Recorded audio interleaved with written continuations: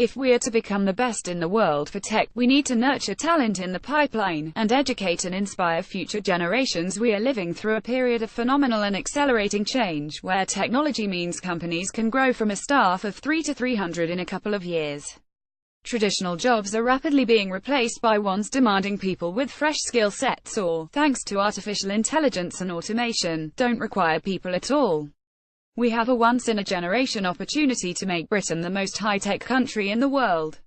If we exit the EU, we may be able to leapfrog many technologies as we reinvest.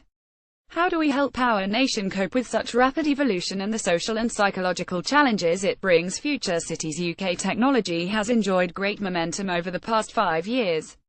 In 2016, tech investment was £6.8 billion, more than twice any other European country. But startups are scaling up faster than ever, and we must ensure they have the necessary skills and support to grow, particularly outside London's established community. In Manchester, home to fast-growth firms such as Boohoo and the Hut Group, 85% of digital tech businesses are optimistic about the city's digital growth prospects. And in Edinburgh, where $1 billion unicorns Skyscanner and FanDuel are leading the way in tech, 25,000 people work in the sector, and startups say they benefit from being outside London's bubble. We should carry such optimism into other cities. We need a radical rethink of how we educate students. 3 pillars of society will be key to supporting this rollout: academia, commerce and the public purse. Academia has the starring role in a tech-led society. I was fortunate to get away with big holes in my knowledge, but that's not clever for us as a country. We need a radical rethink of how we educate students. Teaching coding in primary schools is all very well, but ensuring the next generation is creative, good at critical thinking and problem-solving matters more. Investing in communities. It is in universities' interest to build an extended ecosystem around them and avoid talent drains, and in many parts of the country that has worked well, retaining bright minds in the area and creating a virtuous cycle of new students and new businesses, as has happened in Cambridge, which boasts a string of Europe's best-known tech companies including Arm, Raspberry Pi and Darktrace. But universities must also get better at commercializing their PhD students' ideas to break ground and create markets. More must be done to match inventors with entrepreneurs in tech firms, and prevent today's tendency for students to demand too great a share of IP, which puts off follow-on investors from backing ideas. The pace around graduate schemes must be picked up too.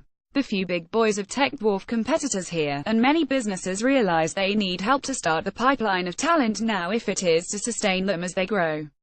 Staying safe. Our government must manage a stable decline in traditional jobs while encouraging new ones, and it must build the infrastructure needed for an increasingly online economy. Its priority investment must be to ensure that people of all ages can retrain and reskill for developments in their current role, or find a new one.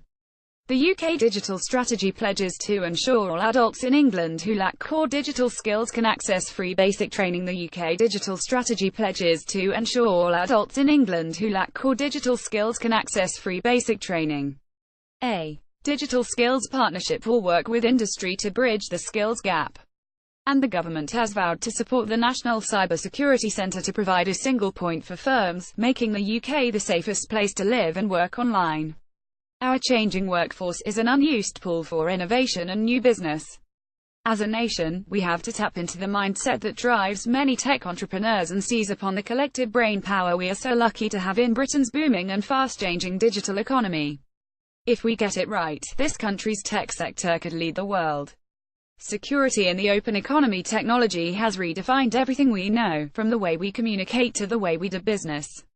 In a world that is now built on mobility and openness, Samsung Knox provides all the tools you need to stay safe and secure.